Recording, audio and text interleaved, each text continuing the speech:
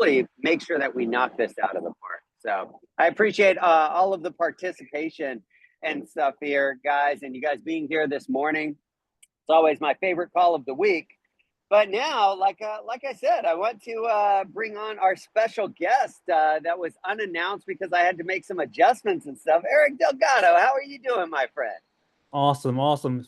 Super, super excited to be here. And by the way, thank you for not making that announcement to the crew. I wouldn't want to have shown up and had like four little squares here. So thanks again, Larry, for having me.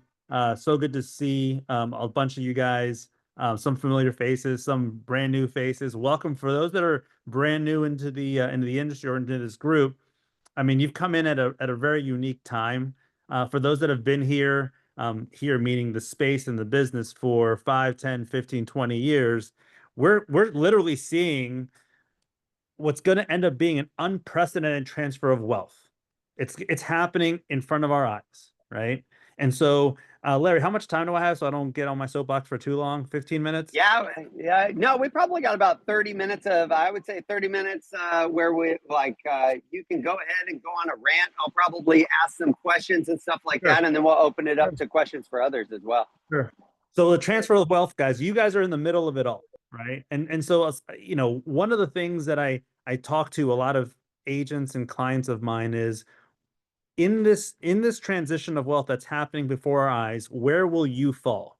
Where will your business fall? Where will you, as a business owner, CEO, founder of your book of business or your business, how are you going to take advantage of what's happening right here and right now? And that's where people kind of take a step back and say, okay, how am I positioning myself today to take advantage of what's going to be happening tomorrow, next week, next month, next year?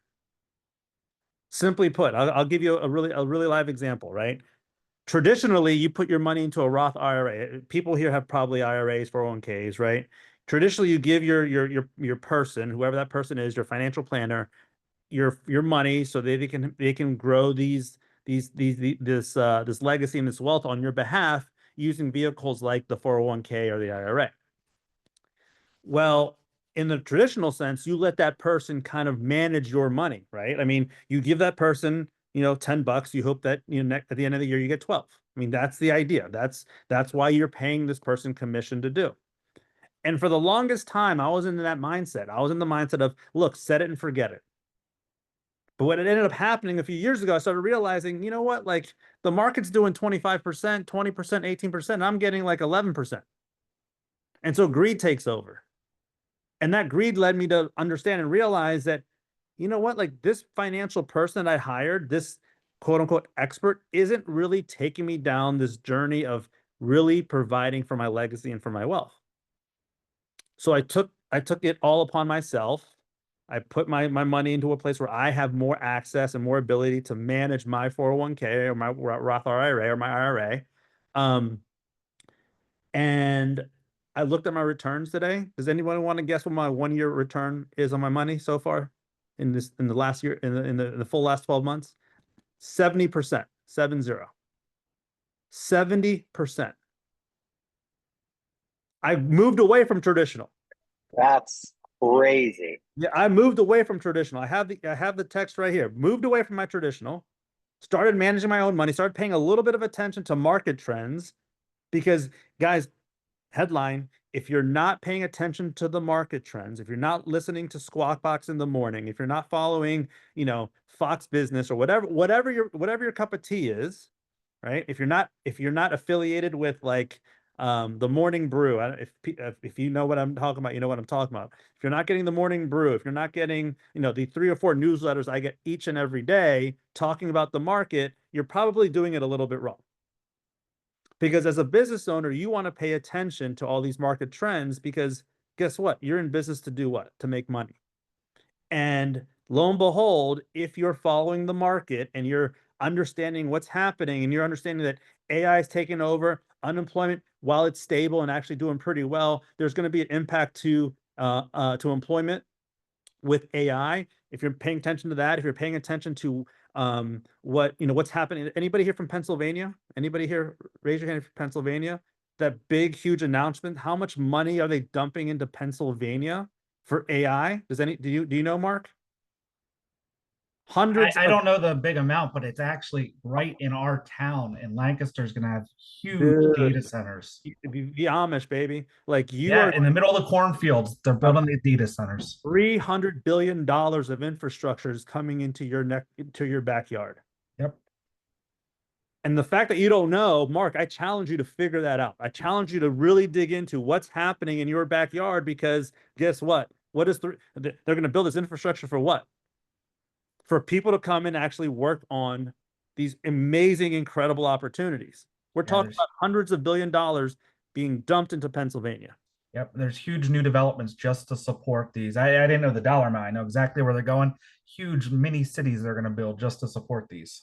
And Mark, shame on you for not knowing that dollar amount. If I were you after this, I'm going to call you up on Saturday and say, hey, give me the full skinny on what's happening in your backyard. And I'm being serious. I'm not going to call you, but be serious on I really. am. I'm going to call in. I love calling and talking shit to Mark. I'm going to call him daily and just drill him on numbers now. Right. And so, guys, I mean, that's the beautiful part of what's happening in our economy. I'm telling you, mark my words, every single one of you on this call has the ability to take advantage of something that's cooking in your neck of the woods, right? Who's here from Vegas? Who's from Vegas? Anybody from Vegas? All right, Lawrence, Vegas. Lawrence, man, Taking a hard hit right now. man, listings are soaring in this. Here's the headline: listings are soaring in this long famous resort city as residents try to flee and buyers hold back. Yep. Okay, I've seen it. That's scary, right, guys? If you're Lawrence, you're like, oh shit, pardon my French. Oh, this is scary, right? I just got a huge listing out here too. But it's an opportunity, right? It's an opportunity because guess what? Guess what? I'm going to go through some of this stuff. There are going to be buyers. Who here? We already talked about New York, right? We already talked about New York. Anybody here from Florida? Like the coast? Like there you go, Barbara, right? Like Florida's getting slammed too. If you're in the condo business, you're getting hurt, or are you? Like it South depends. Florida is definitely getting hurt in the condo business. Right. I'm up in my office is in South Florida, but I'm more on the northeast coast, and it's not affected as much here because it's a lot of beachfront and people are still buying. Well, guess what, Barbara? They may be getting hurt in Miami, but what does that mean? Eyeballs are coming back to Florida. Which kind of eyeballs? Investor eyeballs, right? Right? Investor eyeballs. And I'm going to briefly talk to you about this in a second, but does anybody know how the US dollar is doing overseas in Europe and beyond? Anybody know? Not so hot. Thank you, Lawrence. Not so hot. So what does that mean for foreign investment? They're coming here. So if we're getting a discount in South Florida and I'm some like big deal in France, I just got a 20% discount on my dollar on top of the money that I'm going to be saving on the depreciation of that one asset in Florida. So literally one deal could swing 30-40% overnight. And I could be a proud owner of a beautiful condo sitting on South Beach. A proud owner sitting on the strip of Las Vegas. Like, so I'm not going to get into too many details on the foreign dollar that's coming, or the foreign investments coming here, but these are opportunities, right? Karen just said a Chinese firm is buying up areas. Yes, of course they are. Of course they are, Karen. Thank you for saying that. Yeah, so like the foreign opportunities, how are you guys positioned in the foreign markets? How? What's your, I don't know if this is all like I don't know if this is a brand agnostic call or if it's all mainly EXP, but I mean, like the reality is, what is your brokerage doing to help support you as a preferred agent for foreign investors? What are you doing to do that? Because if the answer is nothing, we'll get up and do something, right? And don't depend on just your brokerage. Because guess what? That brokerage doesn't own you. You own your own business. Period, the end of story. I don't care who you work for, right? So transfer of wealth is the real thing. Number one, getting involved and having knowledge is a real thing. So after this call, I know for a fact Mark's going to do all the research he can on what's happening with this infrastructure in Pennsylvania.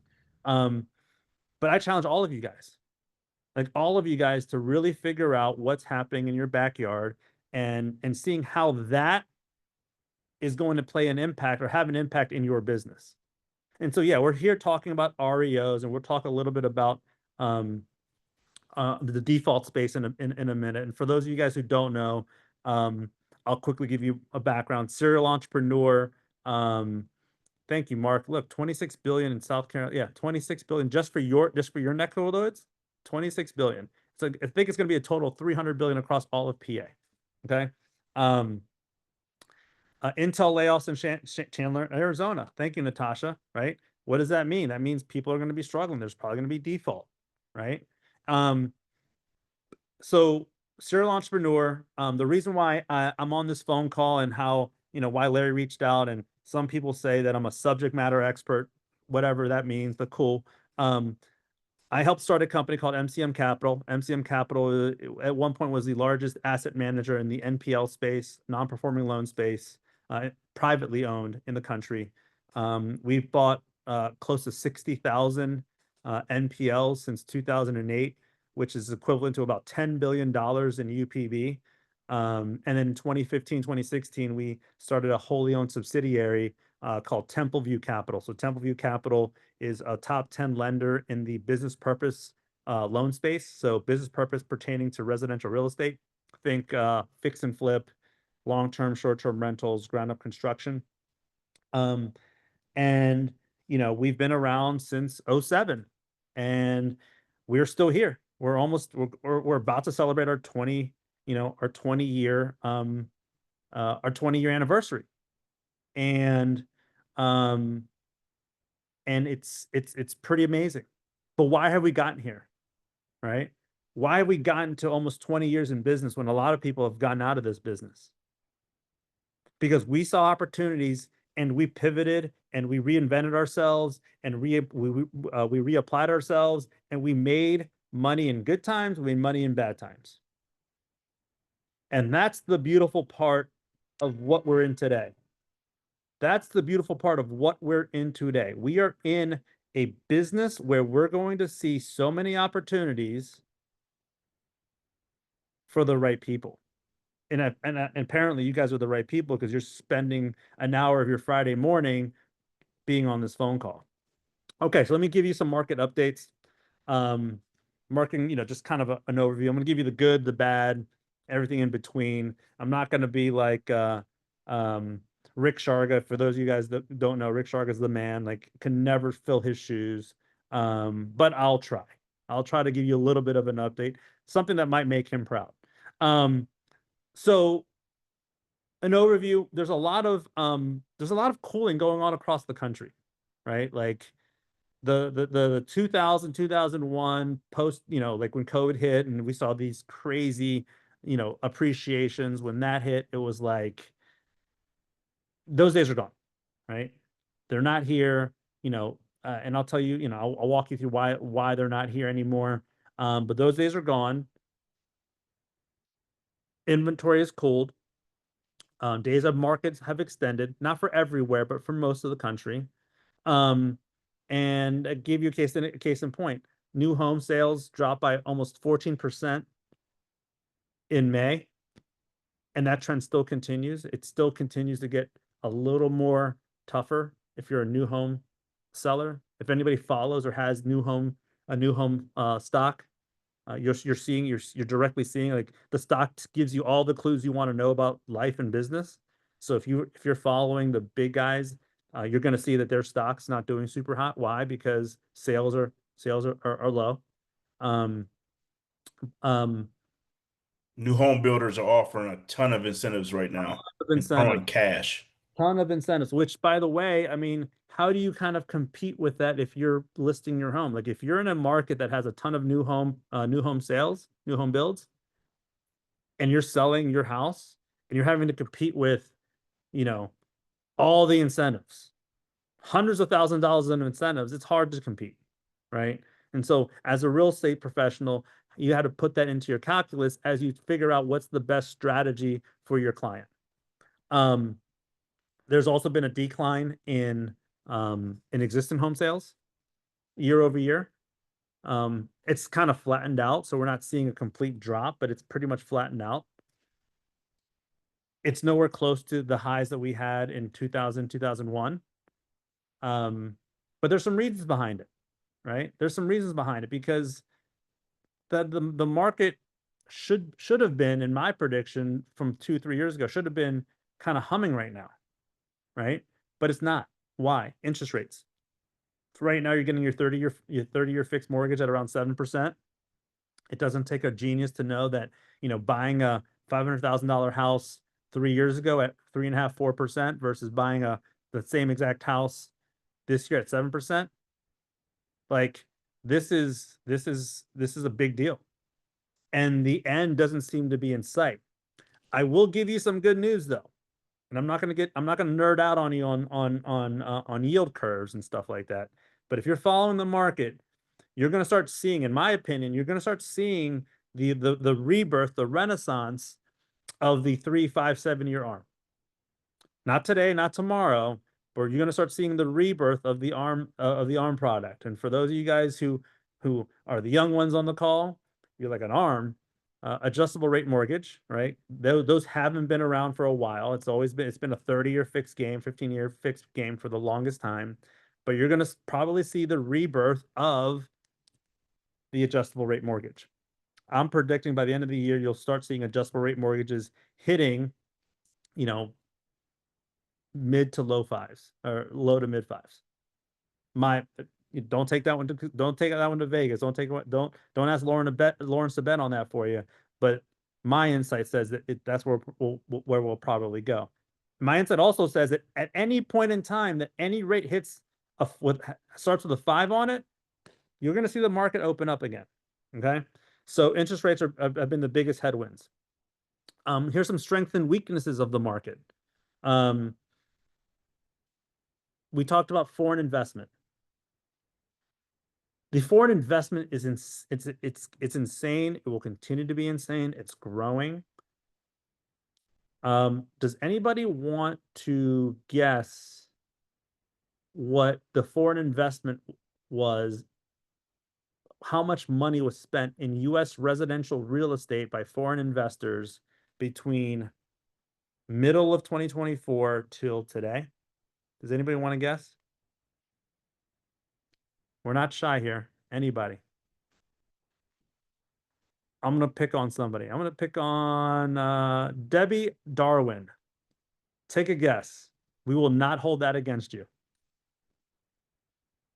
You're on mute. How much in a dollar amount? How much dollar amount? 24 billion. Ooh, Debbie. That's a good guess. Anybody else want to guess? But you're wrong. It's higher. How much? Corey Gaddy. 151 billion. Oh, who said that? Who said 151 billion? 245 billion. Okay. It's over $61 billion. Wow. That's what I was gonna say too. Hey, of course you would. Who said that? Corey. My man. So yeah, I mean, over $60 billion in U.S. and foreign investments coming to the States buying properties. And I told you the math isn't complicated. Prices of U.S. homes are going down. The strength of the U.S. dollar is going down. Their currency strength is going up. So literally within a moment, like the dollar versus the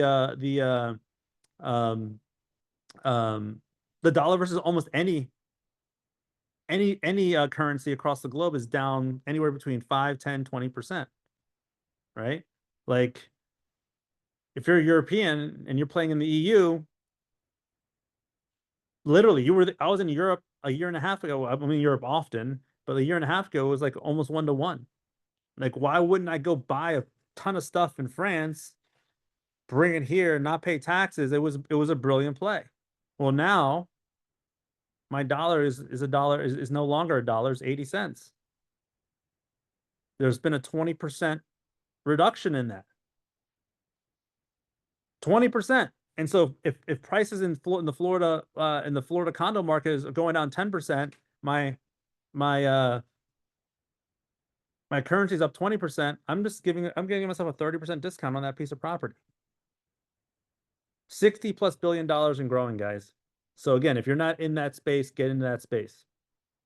So that's a strength.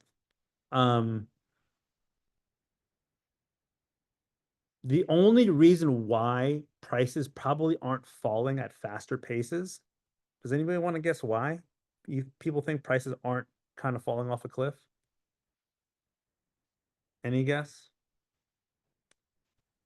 I'm gonna go to Karen said something. I'm gonna go to Jasna. Jasna, you're right in my center. You're right there.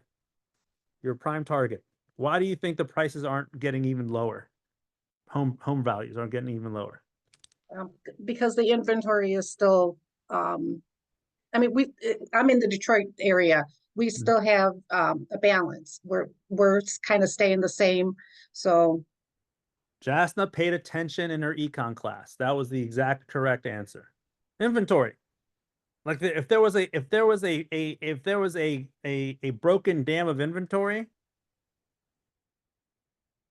then we'd be seeing prices going lower, but there's not. The inventory is really, really tight, right? And hopefully it stays that way because we don't want prices to fall too much, right?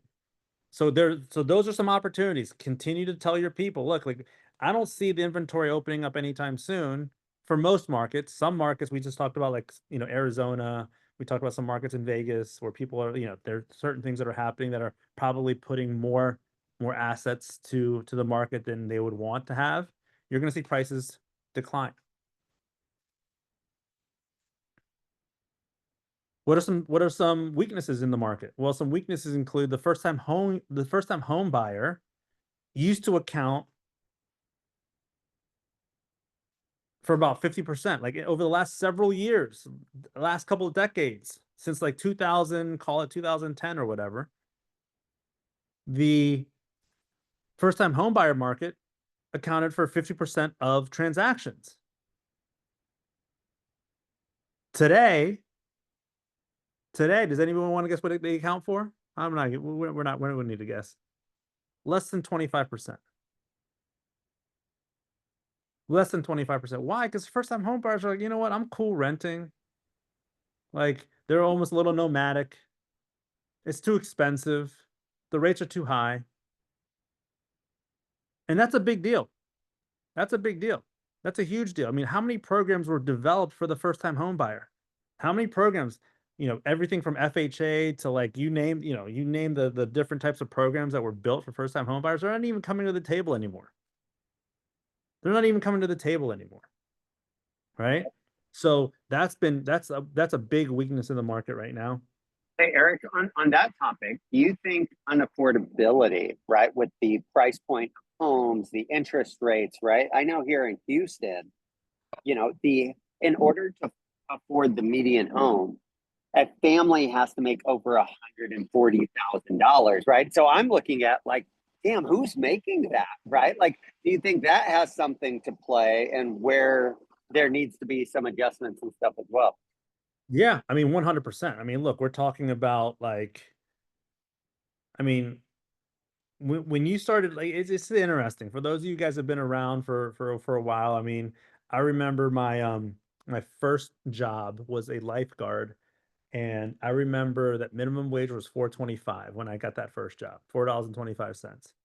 Whether I'm dating myself or not doesn't matter. Some of you guys are a lot younger. Some of you might be a little older. $4.25. Why do I remember that? Because I came in with like a 5-page resume. I'm 15 years old with a 5-page resume. Who would have freaking thought, right? But I'm putting all my activities, all my stuff on there.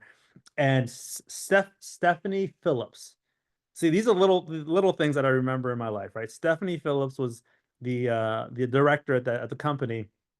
She sat me down and she said, "Wow, I'm really impressed with your resume." And I said, "Thank you, Stephanie. I really appreciate it. We got an interview." She's like, "Oh, you're hired." And I was really excited. She said, "In fact, I'm going to give you $4.50. I'm going to give you 25 cents over the minimum wage." That's why I remember the freaking story, because it was, to me, at that moment in time, I was freaking stoked. I was like, this is great. I got home. I told my parents I'm going to be rich, $4.50. Let's go. So the affordability now with, with minimum wage is still not equating. A 7% interest rate on a home that costs $300,000 still doesn't really make it on minimum wage, right? So home affordability has been a big issue. That's why if you guys have not started researching workforce housing,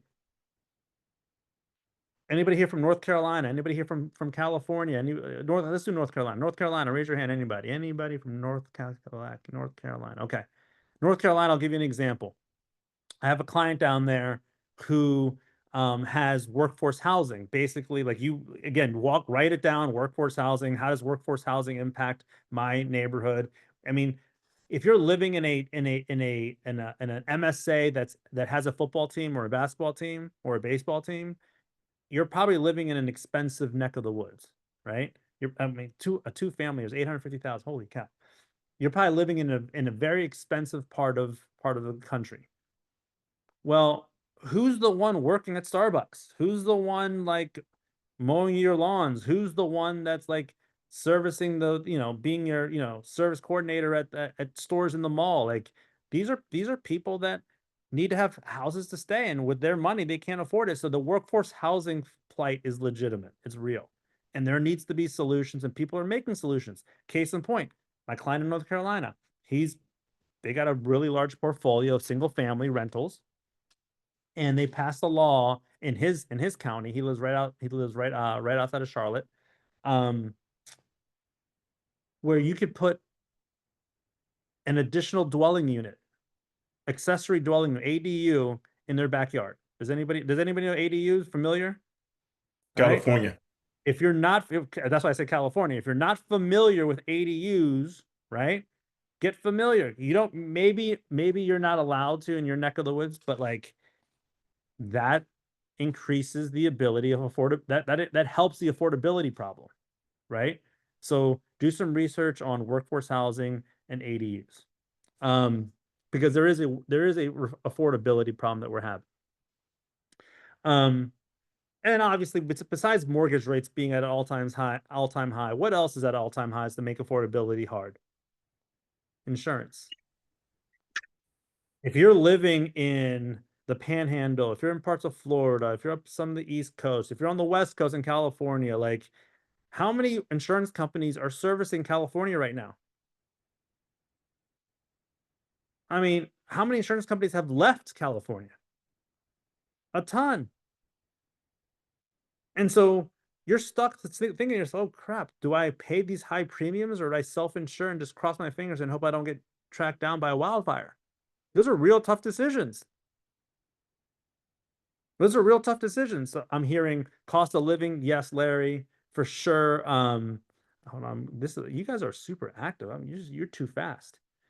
Yeah, increased HOA because of the insurance, property taxes. I mean, guys, listen, not to get this is a not political statement, but I'll tell you this, like, we have too much going on. We want to be here. We want to be there. We want to support this. We want to support that. We have way too much going on. And what does that mean for our taxes? Like, we pay these taxes, right? And guess what? Like, I live in Montgomery County, Maryland, probably one of the wealthiest counties in the country. My tax bills are going up. And guess what? It's funny, right? Because the first group of people they came out and to raise taxes on are what? The homeowners. My real estate taxes went up. And I'm looking right and I'm looking left. I'm like, holy cow, I don't use a smidget of what the county provides. So if you're living in one of those counties, yeah, for sure, that's an affordability issue. So what does all this stuff mean for foreclosure and default? All this stuff means for foreclosure and default is you're going to see more. But before I talk about foreclosure and default, I want to say this. Everything I'm talking about is an opportunity. And if you're a solo practitioner, if you're by yourself, hire somebody, work with somebody, partner with somebody, because you need to be in the multifamily space, you need to be in the rental space, you need to be in the retail the retail residential mortgage space, you should not be, and I say this, and Larry, I'm sorry for saying this, but you should not be REO only. There's probably only 2 handfuls of people that I know personally that are still kicking ass being completely REO. You don't need to apologize about that. I mean, you know, as part of our group, we're doing a lot of seller leads, trying to target people before they get to that foreclosure process. And I had posted on there when you were talking about new homes, we're doing ClickFunnels campaigns. I'm producing 6 to 7 leads a day right now in Arizona.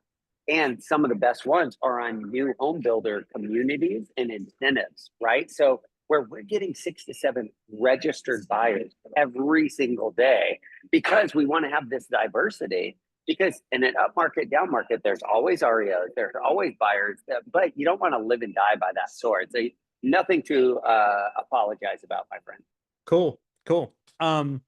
You have to be like a Swiss Army knife. You have to know all of these things and be involved, right? And I will say this: one of the big things that we're not going to talk about this, like, partner with a commercial real estate agent or learn about commercial real estate, because that's a huge shoe that's dropping. It's not dropping as fast as I thought it would be, but it's dropping, right?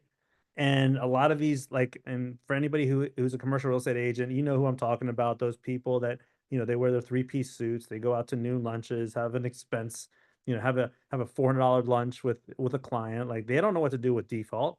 Like, default, what's that? I'm pretty sure there's going to be a couple of agents that you know that have been traditionally residential that are going to fall into the default commercial space and kick butt and make a ton of money. So be multifaceted, partner with people, be part of, like, you know, I only have 6 minutes left, but I'll save that statement for later. But foreclosures, okay. In May, 36,000 people. Properties had foreclosure filings in May, 9% better year over year. So you're seeing a small trend, right? Still not anywhere close to, you know, the 2007, 2008 heyday, right? In April, one out of every 4,000 homes had a filing. The highest default rates included Delaware, if you're from Delaware, Illinois, Florida, Nevada, South Carolina. Those are the markets that are having the most default. You know, I will say that in the first quarter of 2025, this is really eye-opening. 69,000 foreclosures started in Q1 2025. Still not a huge number, but a significant number, right? And that's a 14% year quarter over quarter. That's a jump. The markets, like, again, with the highest severity, we talked about Florida, but specifically Lakelands, Cape Coral, Jacksonville, Chicago, New York, Houston, Riverside, and San Antonio. Anybody here from San Antonio? San Antonio is getting freaking shellacked. Anybody here in San Antonio? No? Okay. If you have friends in San Antonio, they should be seeing some inventory coming up soon. So, as part of in part of Texas, I know that I have a team that I'm working with over there, and I mean, in the last month, they probably received 8 to 12 listings alone. Like, for default, it's the hottest market in the Texas region. Yeah. You know, I had this conversation. You know, again, not to get political. This is not a political statement. Like, you know, I'm probably one of the last moderates in the world, but, you know, I do lean one way. But the immigration policy that's been broken forever is going to play a huge part in default. Huge part. So if you live in an area that is immigrant heavy, right, especially over the last 2, 3, 4 years, you're going to see a huge opportunity. What it's sad to say, I hate to sound like it's a sad state of affairs, but our broken immigration policy is going to lead to a lot of default. Because I'll tell you this, being myself Latino, first generation, I know that the Latino community here in my neck of the woods are heavy home buyers, and they buy homes because they know my primo, my tío, they're all coming, they're all going to be they're all going to be putting in on a house, right? Well, not anymore. Not anymore. So, again, that's to say, hopefully the immigration policy gets corrected. That's not been a right or a left thing. It's been broken. And I think it's been a bunch of selfish people along the way, along the last 20, 30 years that just haven't freaking fixed it. And here we are. So that's going to be a big issue. So if you live in populations that are heavy immigrants, you're going to see some more default. It just is. It's unfortunate, but it's just the truth. So some key takeaways: mortgage and interest rate, mortgage rates and insurance pressures are going to impact volume and velocity of sale. First time home buyers are dropping off. Regional distress in certain hotspots. Again, I hate using the word. I got to find different terminology because it's still sad. People losing houses is not fun. Foreign investments are coming in fast and furious. Expect a slow growth. I'm not seeing pricing growing anytime. Really, it should be flat. Maybe a little bit of growth in some markets, unless the mortgage rates ease. So that's my 27 minutes. Look at that. I'm sure Larry will open up for questions, but I just want to say a couple things before I pass the mic back to Larry. Look, who you roll with matters. Who you partner with matters. Who your broker matters, but it's still on you. When I say who you partner with and who you roll with, I'm talking about people like this group, right? Brokerages are a dime a dozen. You look right, there's a brokerage. You look left, there's a brokerage. But rolling with a group like this really matters. The insights, the masterminds, the information. And now more than ever, it really, really, really, really, really matters that we as a group start seeing things in a way that helps push real estate for the greater good. Like, real estate's one of those businesses that if you do it right and you're pure in your intentions, and you really are looking out for the best interests of the community, the people, the homeowners, the home buyers, the banks, like all that stuff, if you're really focused on doing good, it's probably the best business to do the best and do good and make the most. It's pretty incredible, right? You're gonna start seeing a lot of. I would assume, Larry, a lot of these guys are from the REO Alliance. Yeah. Yeah, a lot of them are from REO Alliance or from, I would say the majority are from there, are all in the real estate space across the country. Okay. So if you're not part of the REO Alliance, become part of it. We're going to make some really, really big moves in the near future. Like Larry, myself, Jeff, and a few others have been really focused on how to add value to real estate agents across the country. Brand agnostic, let's be clear. Opportunity with opportunities galore. So we'll be, the REO Alliance is going to be doing some major shifting in the next, call it 30 days. We're probably going to have a huge announcement at 5 Star. So if you guys haven't registered for 5 Star, you should probably think about doing that. I will say that there's other incredible, I'll be at the 5 Star speaking. I'm also going to be at the REOMAC. I always forget the National Association of Default Professionals, NADP. I'll be at that. Jeff's nodding his head. See, I almost forgot. Jeff, you almost got me. I'll be at the NADP conference, also in Florida. Those are two incredible groups. But this group right here in the REO Alliance, guys, I think we charge zero, if FYI. So zero is pretty awesome. That's probably going to change, just so you know.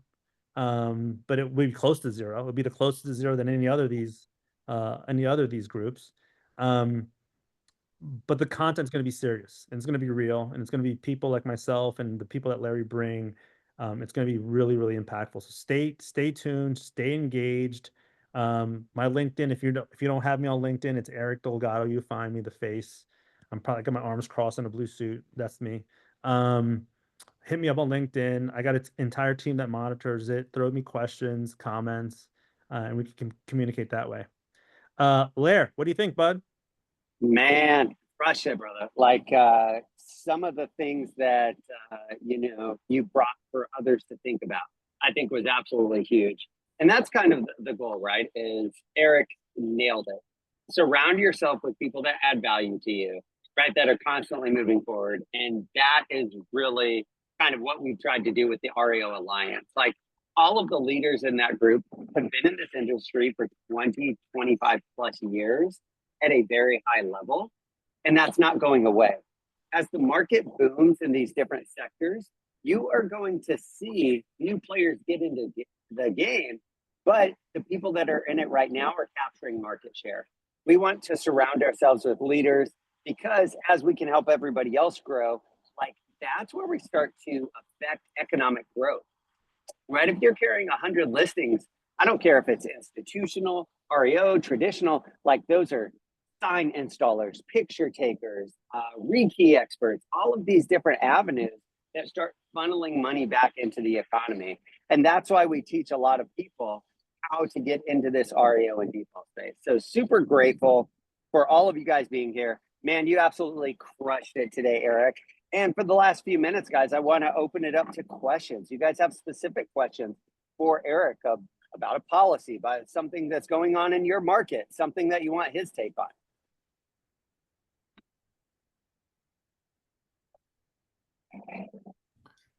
Well, Larry, I don't have a question, but I certainly want to thank Eric for jumping on and sharing your power, dude. That was very insightful, and it's always good to listen to you, man. You're awesome. Thank you.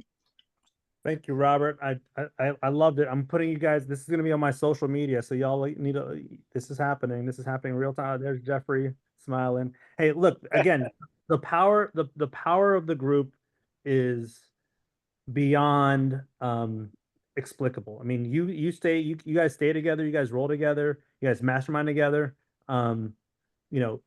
Everybody has something to offer. And these calls, like what I'm saying to you guys, when I'm kind of just, this is just little tidbits of information. There's so much more out there, right? So take advantage of all of this and make 2025 and the rest in 2026 like the best years of your career. Appreciate that comment there, Robert. Anybody else have anything that they want to chat with Eric about while we have him on the line? I got a question. So all the time talking to people, one of the biggest things, they ask is, well, what do you see coming? Now, there's plenty of data, all that stuff out there. I can quote, kind of some Atlanta specifics, or data, but I'm talking to people across the country. So is there just the one snippet, or two snippets that, kind of, we'll just say the script to answer the question, what do you feel like coming in my area? Well, that's a good question. It's for you, right? So like 2027, 2028 was global. Like, it was chaos globally. Unless something for those of you guys that pray, thank you for praying, because we have gotten ourselves this close to some real major conflicts across the world, right? And it hasn't happened, right? In fact, it's gone the total opposite way. I mean, I don't know what Vegas odds were for like some conflict to happen in past few months, but I gotta think that there was a leaning towards something catastrophic happening. It didn't. So unless there's a major black swan event, it's going to be state specific, municipality specific. Right now, more than ever, these local counties, these states, they're all like doing things for themselves because, they're starting to realize, shoot, I just spent $3 billion on a hotel bill in Chicago, Illinois. Anybody from Chicago? God bless the people of Chicago. God bless them. But like, when I'm spending $3 billion to house illegal immigrants, that's a problem, in my opinion. Right? Not to get political, but there's people in Chicago, the inner cities. I was just there. There's school systems that need to be improved. There's all these things that need to happen, right? So it's literally based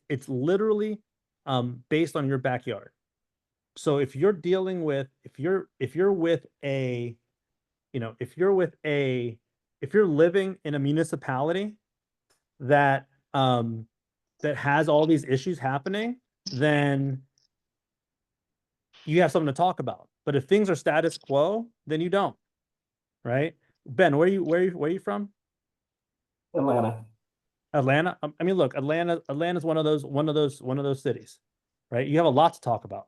Affordability, workforce, right? There's gonna be a lot of default in Atlanta. A lot of investors invested and bet on Atlanta. So if you're not, are you partnered with anybody in the fix and flip world?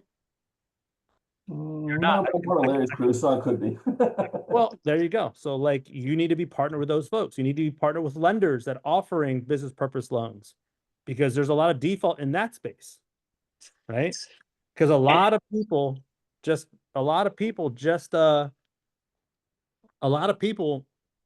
bet big money on Atlanta, and it just didn't work out for them.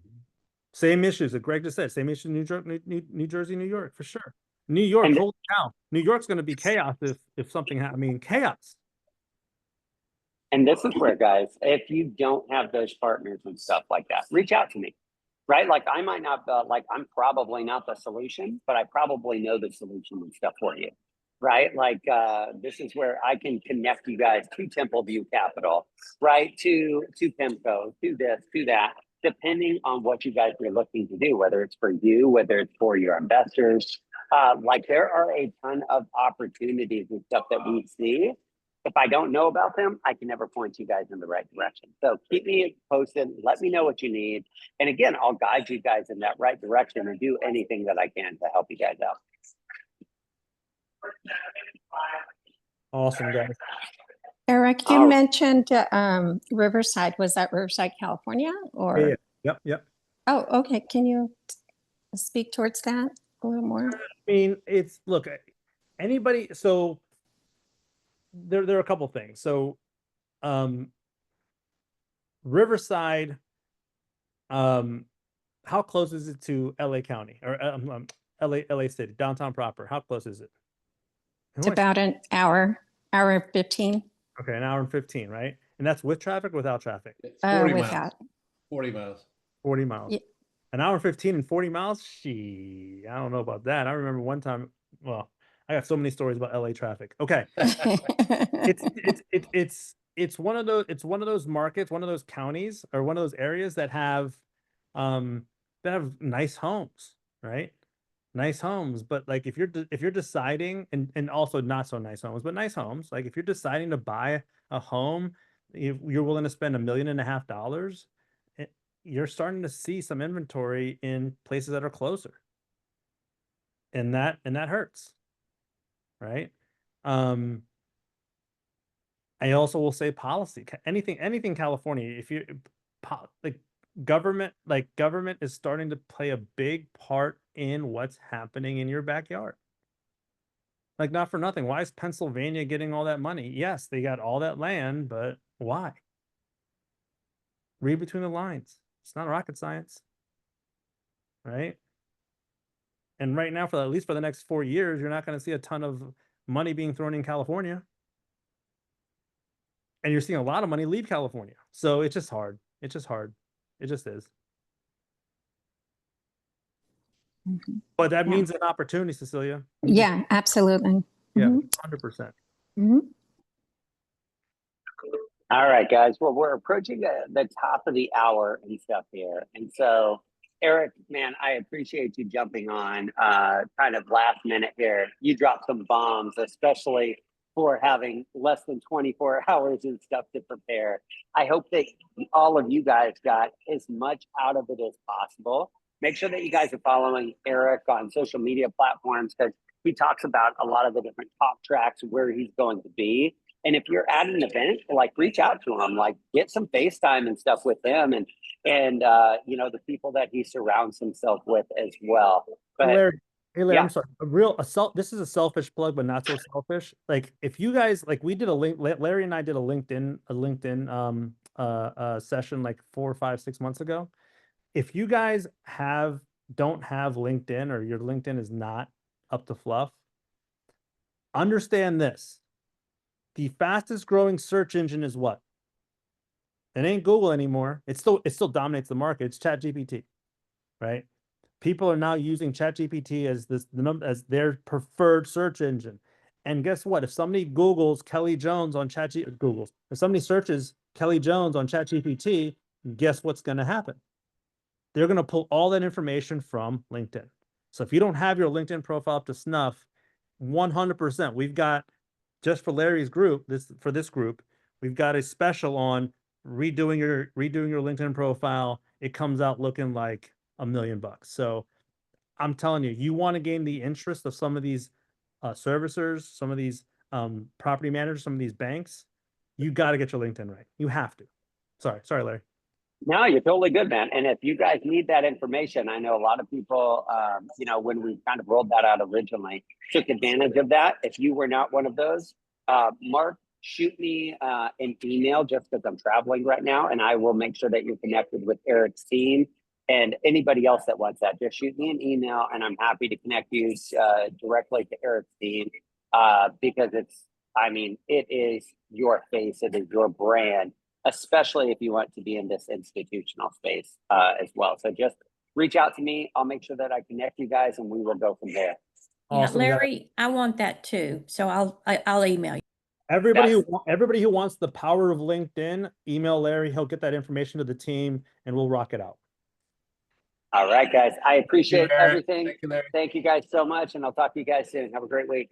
Bye, guys. Bye-bye. Guys.